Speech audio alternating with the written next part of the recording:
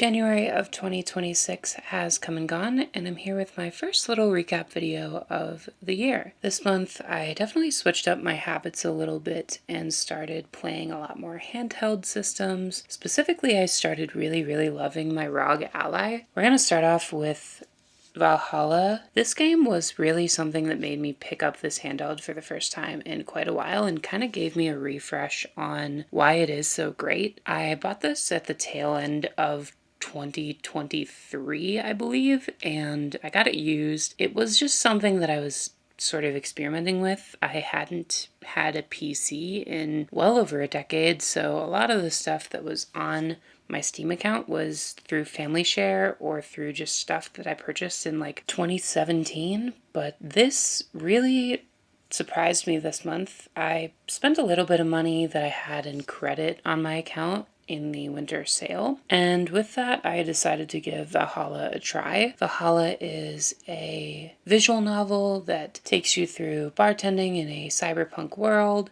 It's very good. I really loved the music, the setting, the characters were great. I did actually really enjoy the bartending mechanic in this and getting to kind of know the customers a little bit and know what they like. I didn't perfect this game by any means. I did not get the true ending or the best everything ending where you got to see all of the endings, but I did see several of them, and I did play this along with the story in the game. By that I mean this game does feature a progression that gives you different days of the month and starts on, I think, like December 13th. And then it ends right on New Year's Day. So I was able to play this game, go through and play each individual chapter as the days were happening in real life. And that level of immersion was really cool. So I definitely will be probably picking this up again next year, maybe trying to do a completionist 100% run, get those last achievements there. But overall, I really loved it, and I'm excited to get back into it at some other time. Up next, I did also play Loud My Road to Fame. This was a game that I saw recommended in some sort of Switch eShop recommendations video a long time ago. It was on sale for a couple bucks and also included all of the DLC content, so I wanted to give it a shot here. Ultimately, it's not my favorite rhythm game that I've ever played. The music is definitely just okay, and a lot of the songs do not have any vocal tracks to speak of, but the mechanic itself was really fun, and it was a quick, easy, enjoyable game. I did also play through all of the DLC content, and that was a lot better. I did actually really enjoy the vocals on that and the different songs a lot more there. It's still sort of plagued with this weird dialogue from the main character who just every once in a while will scream marshmallow at the end of a song or just some random gibberish, but overall it was pretty fun and, made me nostalgic for being a kid who started playing music when I was young. I also don't have it installed on here anymore, but I did play through The Ramp this month. I don't know where it is in here because I have so many different games in my family plan, but The Ramp was a game I actually 100% completed in a single sitting. I played it in about 85 minutes, got all of the achievements, and it was a fun little skateboarding game that I definitely had fun with, but probably wouldn't download and play again. It was really reminiscent of mostly a mobile game, but it was fun. It was very quick, very easy, and I don't know, I like little skateboarding mini games, so I did not have a bad time with it at all. I did also play through Halo 3. I believe that's a little bit down here in the Master Chief collection. There it is. Played through that with my boyfriend, and we had a lot of fun. I actually realized through this that I never played Halo 3's campaign when I was a kid. I played through a lot of the multiplayer stuff, but it just never dedicated any time to the campaign, and I ended up really liking it, so I'm glad that we did that. We are going to play through the other campaigns that we can at least play co-op online, and I'm really looking forward to that as well. I definitely was not up on my Halo lore in the way that I thought I was, so definitely glad that I jumped into that. Last but definitely not least, the game I spent probably the most time in this month was Hatsune Miku's Mega Mix Plus. I really love this game. I definitely would like to make a longer video on my thoughts on this game as well as just Hatsune Miku in general. I thought I was a Miku fan, and then I picked this up when I was in Japan for my Switch, and while it was great to have that on my system, I just never really got into it because there was no English on the cartridge. So when the sale was happening here, I decided to pick it up and actually dive in. I love this game. I've put probably 26 hours in just this month alone on the Rog Ally version, and then an additional 6 hours or so on the Switch version of the game. It is an awesome game. If you're a rhythm game fan, if you're a Hatsune Miku fan, I very much recommend it. I'm sure that's not a new recommendation by any means because this game has been out for quite a while. It was my first experience with it, and I really loved it. I definitely would have considered myself a Hatsune Miku fan before as far as just listening to songs here and there and really enjoying them, but this has turned me into an all-out mega fan of Hatsune Miku, and I will definitely be continuing to play this throughout the rest of the year, most likely. I definitely am getting close to finishing up all the achievements on it, and I've only had it for a short period of time, so I'm very excited to keep getting better and better and hopefully develop just a new fun party trick to show people that I can just absolutely crush a extreme difficulty song on Hatsune Miku Mega Mix Plus. Those were all the games I actually completed this month, and all of them were on my Rog Ally.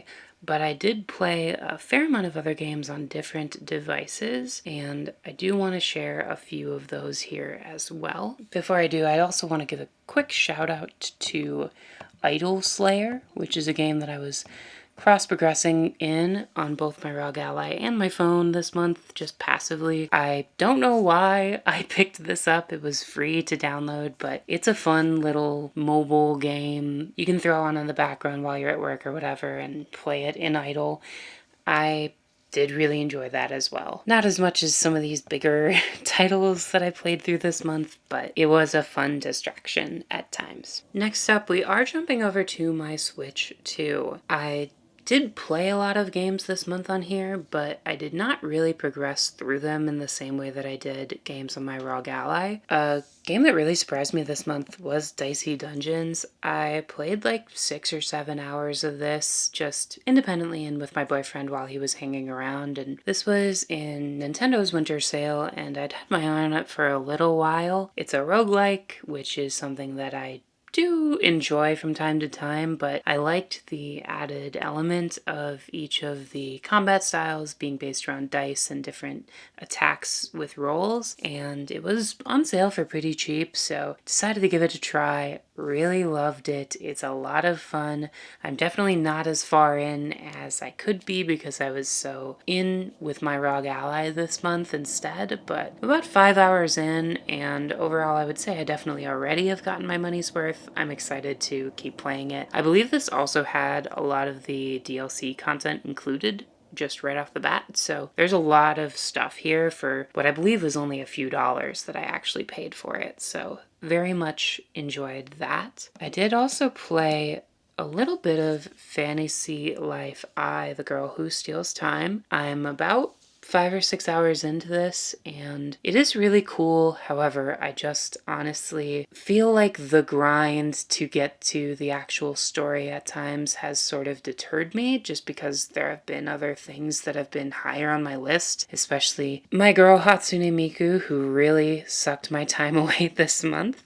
But I definitely will keep playing this, and I did really enjoy what I did play of it, but it's going to take a lot to get through, and I know that it's a very beefy experience, so I will probably be playing this on and off throughout the year. The other game that I spent an absolutely huge amount of time in is actually in the Nintendo GameCube on my Switch. This is Fire Emblem Path of Radiance. This is a game that I had never really thought to give a try before. Obviously, I'd played as Ike in Smash from time to time. This getting added to Nintendo Switch Online this month really threw me off of all the games that I had intended to play. I really like this game. I'm about 16 chapters in right now, I believe, and I definitely am looking forward to wrapping this up this month. I would love to pick up a copy for the Wii of the next game in the series, and I'm excited to play more Fire Emblem based off of this. This is, I think, the first Fire Emblem game I really have gotten into, and I'd expected to kind of jump in with Three Houses, but I'm glad that I got to kind of take a detour here first and play an earlier entry. I do also have a couple games that I played a little bit of when I was younger on my 3DS, and I did really like what I played there too, so I think overall Path of Radiance has probably made me more of a fan of Fire Emblem than I could have ever imagined, and I'm very, very happy that this was the game that I was focusing on my Switch this month, and I'm glad that it was included for the price of admission for Nintendo Switch Online instead of having to go out and source a copy for the GameCube. I also did play just a little bit of Cult of the Lamb with the Woolhaven DLC coming out. This does really need a Switch 2 upgrade, so I'm holding out for that before I continue. As you can see, I recently played Mario Kart World a little bit. Obviously, Mega Mix on this Switch as well as on my Rog Ally because that dominated most of my month. I also played a little bit of Nintendo Switch Sports just in a party type setting. That was a lot of fun. I definitely love this game. I enjoy it probably equally to Wii Sports at this point. I think there's a lot of great stuff in that game as far as cosmetics and things, so it's fun to jump into every once in a while. I got the Animal Crossing backgrounds in Tetris 99, and yeah, I think that's pretty much from Fantasy Life forward was my month here. Lastly, I did want to touch on a couple games that I messed around with on my PlayStation this month, and I'm glad that I have the PlayStation Portal to kind of keep the portable theme going, but ultimately I played these mostly on my TV, and in some cases with other people. I did start with Sonic Shadow Generations. As you can see, I'm about 33% through it. I played it for about an hour. This actually I started yesterday, the last day of January, and I started it because I got a copy from Woot, which is an Amazon service, but I got this game on sale for about $12, and the game box showed up a little bit messy. It definitely had a dent in it. The actual disc was rolling around in the case, so I wanted to play a little bit just to see if the game worked or if I would be filing for a chargeback because I don't think they take returns, but it's pretty solid so far. I'd actually played more of it than I've played on here on my Switch previously, but that version is not very good, and I bought it unfortunately before the Switch 2 version came out. Not that I would have probably rushed out to get it because I believe that's a Switch key card as well, but they do not let you upgrade from the Switch 1 version to the Switch 2 version. So instead of what I was hopeful for, which was a $10 upgrade, I ended up getting an $11 copy of the game. So I will probably be selling my Switch copy. I am overall still excited to play this game. I'm definitely glad I went with this because already the frame rate and everything is a lot better on the PlayStation than it was on the Switch. And overall, yeah, I do hope that the games that come through for Sonic this generation for the Switch 2 perform a little bit better because there were definitely some misses on the Switch. Playing through some of those games is just impossible, and this one was at least serviceable, but it was still quite a downgrade from this version I now have. So yeah, it's on my PlayStation.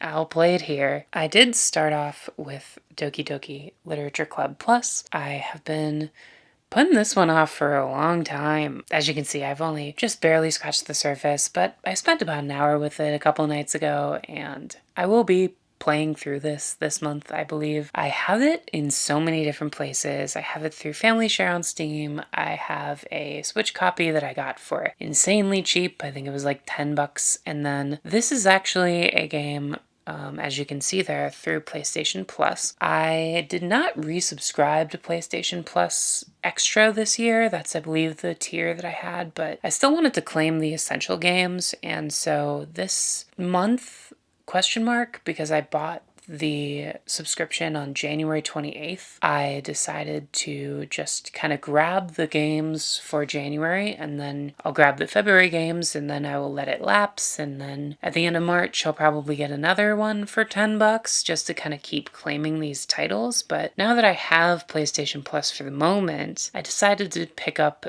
at least a PlayStation Plus game. This being the game that I first was drawn to, and overall I think I'm going to really enjoy it. I actually did play a little bit of Slay the Princess as well on my Rog Ally, but I wasn't super feeling it. It felt like a lot more than I was willing to do at that moment. I was playing it at like 3 a.m. and I was a little scared. So I decided to go for a different type of horror and play this game instead. So I'll be finishing this one up, and then I will definitely get back to Slay the Princess eventually. But for now, we're gonna go with Doki Doki Literature Club. I can't believe that most of this game has not been spoiled for me up to this point, and I'm excited to finally dig into it. This game was a real surprise for me. This is Hot Wheels Unleashed 2 Turbocharged. I had to kind of peek over my camera to even see what it's called, but I did start playing this one with my boyfriend while he was around, and it's pretty fun. Definitely wouldn't have gravitated towards this, but he mentioned playing a similar game when he was a kid, and we decided to give it a whirl because it's also a PlayStation Plus Essentials title that I've had lying around for a while. It's very fun. I will definitely continue playing it, whether it's with him or